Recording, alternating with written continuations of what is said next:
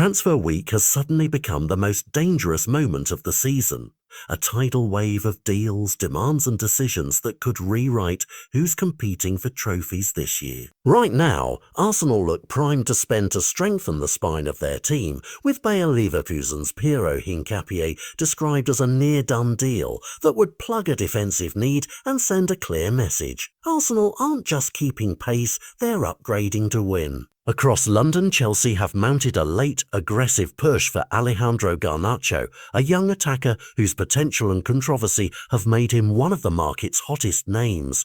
If that move lands, it reshuffles United's plans and gives Enzo Maresca the wing dynamism he's been chasing. Meanwhile, Liverpool are not standing still. Whispers of a massive multi-figure bid for Alexander Isak show a club hunting a genuine elite finisher, willing to test Newcastle's resolve and push the transfer ceiling higher than most predicted. On top of those headline chases, there's a quieter story. Arsenal are reported to be snapping up a teenage prodigy from Shamrock Rovers, a low-profile signing that could turn into a huge academy success story and underline Arsenal's long-term planning, even as they tinker heavily with their first team. The mechanics behind every one of these moves are the same. Release clauses, agent leverage, medicals booked for the 11th hour, and the clock that never stops. Sell one player and suddenly 3 windows open. Clubs must balance books to register new signings, coaches must rejig plans if a target slips away,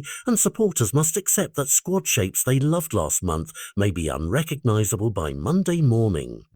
Think of the market as a row of dominoes.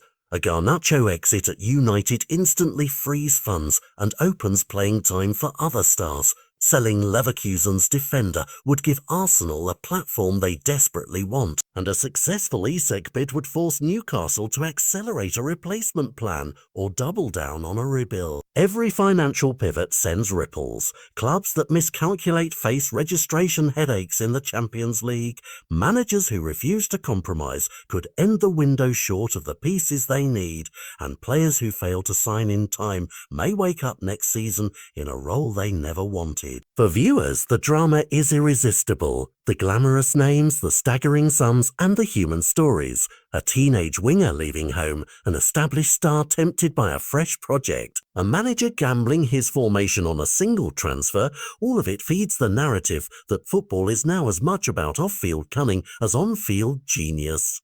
But beneath the spectacle lies real consequence.